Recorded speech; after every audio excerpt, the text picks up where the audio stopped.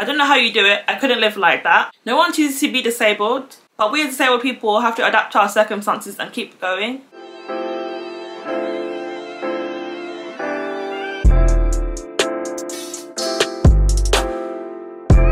Hey guys, welcome back to my channel. In today's video, I'll be talking about phrases that you shouldn't say to an amputee or another disabled person. Phrase number 1, I'm so sorry.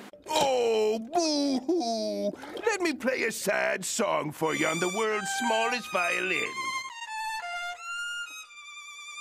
Some people have told me this when they found out about my disability and that I'm a double amputee above the knee. I've also heard other disabled people talk about this as well. Myself and other disabled people don't need pity. There's nothing wrong with being disabled and it isn't the end of the world. But many non-disabled people see it as a tragedy when it's actually not. Phrase number 2, the only disability in life is a bad attitude. This isn't true. There are a wide range of disabilities, so this can't be equated on the same level as having a bad attitude. Positivity is good, but isn't going to fix everything. Attitude isn't going to get rid of the barriers that face disabled people, such as accessibility issues or address discrimination. Phrase number 3, what's happened? People have asked me this on many occasions. For example, random strangers have just asked me this, and they haven't even greeted me first, so they just decided to ask me what happened to me. It's taken me a while to learn that I don't need to share my medical history with random strangers.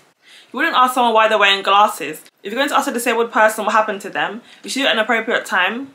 Phrase number 4, you're so brave. People have told me this before. One time I went to a conference and I was speaking to a lady. She asked me how I got to the conference and I told her that I took the train there by myself. Then she said, you're so brave. That's patronising because I'm just living my life. I know to an individual person, it can seem that they're giving a compliment to the disabled person, but in reality, we're just living our basic lives. Phrase number 5, what's your excuse? This phrase is based on the fact that if a disabled person can do it, then why can't someone who isn't disabled do it? I'm not a fan of this phrase because disabled people shouldn't be put on a pedestal. Also, people forget that everyone has their own issues as well, and they may not be visible. Some disabled people do use this phrase, which is fine, but I think the context is important. Phrase number 6, you're an inspiration. Disabled people are often told this for doing basic things such as going to a shop. I've been told this before as well. If I'm being called an inspiration for doing something great or for my work, then it's understandable and I appreciate it.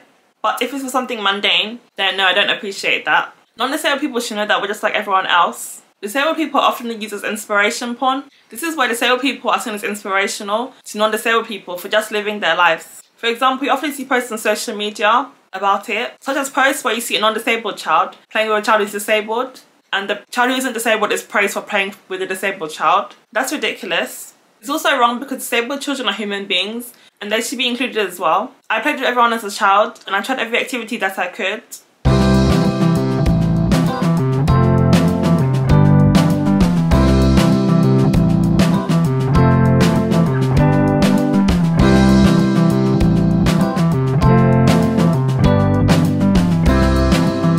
Another post that I've seen as well is where a disabled child is invited to prom by a non-disabled child and it's praised. This is wrong as well because it makes it seem that disabled people shouldn't have normal lives and also socialise and do everything else that someone who isn't disabled would do. Phrase number 7, don't say that you're disabled. There's nothing wrong with being disabled and it should be normalised. I'm disabled and it's a part of my identity.